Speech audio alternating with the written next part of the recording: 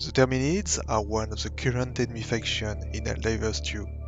Little is really known about them, but a lot of information can be gathered from Helldivers 1 and in-game laws in Helldivers 2, allowing us to get useful insights that can predict the past, the present, and the future for this enemy.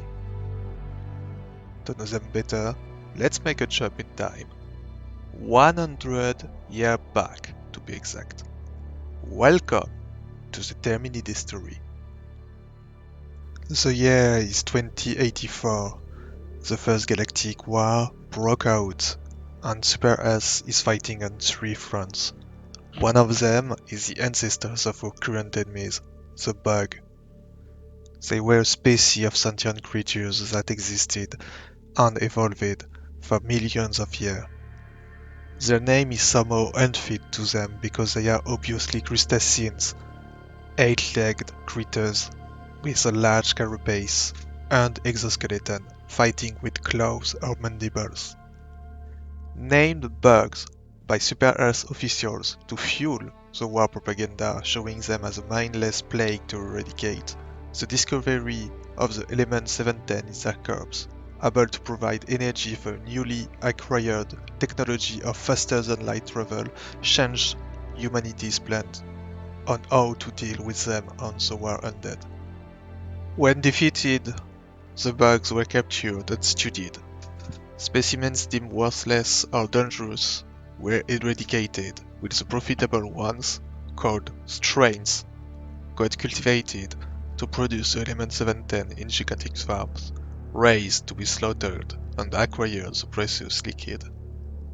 In the span of 100 years, the strains were DNA engineered to produce more oil and lose hostility toward humanity.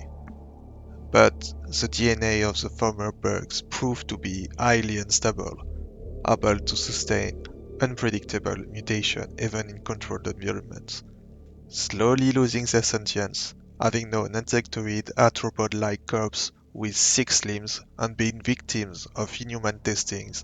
They are now known as the Terminids, likely linked to the Termites, an insect that share a lot of abilities with them. Used as a resource, the newly created Terminids also became a weapon for Super Earth against dissidents or any colony on the verge of rebellion, releasing the Terminids from the farms and liberating the planet with the Super Earth Army Force, the SIF, proved to be a successful strategy.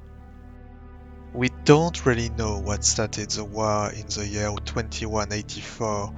Maybe one of the operations caused the domino effect, destroying several human colonies in the Stan and Lestrade sectors, spreading to the Mirren and Draco sectors and forcing the Helldivers to be sent.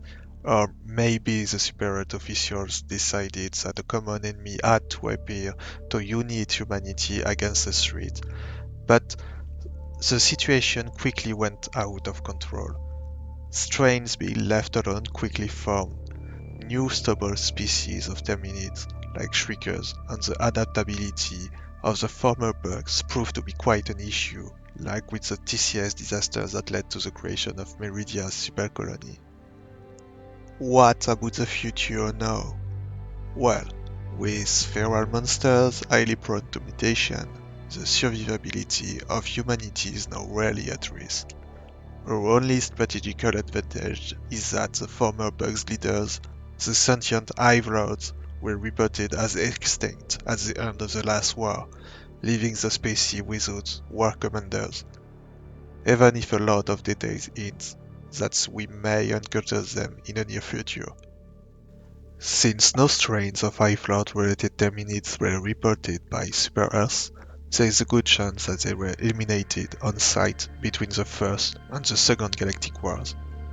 It means that they weren't DNA engineered, and that they likely didn't evolve like the other strains if they survived, keeping their crustacean traits and lacking the ability to communicate with the Terminids.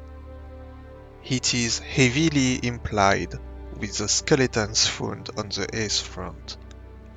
As a crustacean, the Hive Lord need to molt to grow, leaving behind an exuviae, a hollow exoskeleton.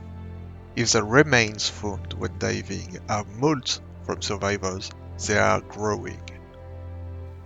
We don't know yet what is happening with these potential survivors, only that they lack the ability to control the Terminids. They may currently survive on infested planets by being on top of the food chain, eating larger prey, and growing bigger every day. Or maybe the Terminids slowly developed a symbiotic relationship with them, using the nets they naturally produce in exchange for protection or any resources needed for them to survive. The only fear we may have is that the extended contact between the strains and the Hive may result in a way for them to communicate, allowing the Terminids to be once again a sentient threat.